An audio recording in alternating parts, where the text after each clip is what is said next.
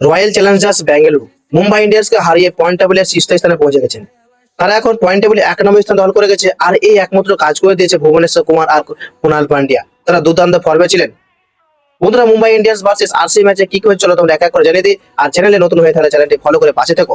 প্রথমে ব্যাট করতে নামে মুম্বাই ইন্ডিয়ান্স। আর প্রথম ওভারই কিন্তু বলে আসছে আমাদের ভুবনেশ্বর কুমার। তিনি প্রথম ওভারই আউট করে দেন উইল জ্যাক্সকে। তারপরে ওভারে রোহিত শর্মা এবং সূর্যকুমার যাদব কিন্তু আউট হয়ে যায়।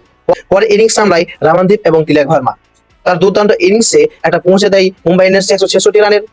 এই রামানদীপ করেছে 47 রান এবং তিলক ভার্মা করেছেন 57 রানে। একটা বড় সড়ো ইনিংস খেলেছেন। একটা খুব দুর্দান্ত ইনিংস উপহার দিয়েছে মুম্বাই ইন্ডিয়ান্সকে। এরপরে ব্যাট করতে নামে আরসিবি। শুরুতে বড় ধাক্কা, বিরাট কোহলি ডাক আউট। এরপর রাজত পাটিদারও বেশিক্ষণ মাঠে টিকতে পারেনি, তিনিও কিন্তু ড্রেসিং রুমে ফিরে যান। সবচেয়ে বড় কথা হলো যে পাওয়ার প্লেতে আরসিবি কিন্তু 3 উইকেট হারিয়ে ফেলেন। আর মুম্বাই ইন্ডিয়ান্সেরও কিন্তু 3 উইকেট হারানো ছিল। কিন্তু তারপরে এন্ট্রি নেয় লর্ড কুণাল পান্ডিয়া। মনে হচ্ছে যে গ্লেন ম্যাক্সওয়েলের হাতটা কুণাল পান্ডিয়ার মধ্যে ঢুকে গেছে। তিনি উইকেট বাঁচিয়ে খেললেও দুর্দান্ত ইনিংস খেলেছেন। 5টি ছক্কা এবং 4টি 4 মিনিটে তিনি 73 রানের আরসিবি কে ম্যাচ জেতানোর একটা ইনিংস খেলেছেন।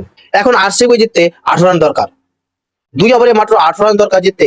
আর 19তম ওভারে বল করতে আসেন জসপ্রীত বুমরা। তিনি দুর্দান্ত বোলিং করেছেন, মাত্র 3টি রান দিয়েছেন এবং শেষ ওভারে দরকার করান 15 রান। এরপরেও কিন্তু বলে আমাদের রোমেরিও সাফেদ ব্যাটিং ছিল, তিনিও কিন্তু আউট হয়ে যায়।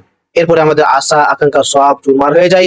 আর সেট কোনো ব্যাটিং ছিল না। আমরা ভেবেছিলাম মুম্বাই ইন্ডিয়ান্স ম্যাচটা জিতে যাবে, কিন্তু আমাদের ভুবি ভাই বলছে না, আমি আছি, আমি ম্যাচ জিতাবো একাই। তিনি এসে প্রথম বলে একটা ছক্কা মারেন এবং তারপরে একটা সিঙ্গেল নিয়ে ম্যাচটাকে এগিয়ে যান এবং একটা ব্যাটিং ছিল যাই না তার নাম, তিনি 2 রান দিয়ে আরসিবি কে ম্যাচটা জিতিয়ে দেয়। সবচেয়ে এখানে ইন্টারেস্টিং জিনিস হলো যেখানে বোলিংরা আর অলরাউন্ডার ম্যাচটা জিতিয়েছেন। এখানে বড় বড় তারকারা ফলপ গেছেন এবং শেষ পর্যন্ত কিন্তু মুম্বাই ইন্ডিয়ান্সকে হারিয়ে আরসিবি পয়েন্ট টেবিলে 1 নম্বর স্থান রেখেছে। এবং আমি মনে করি এই 2026 আইপিএলে আরসিবি এবারকার কাপ জিতবে। তোমাদের কি মনে হচ্ছে, আরসিবি জিতবে?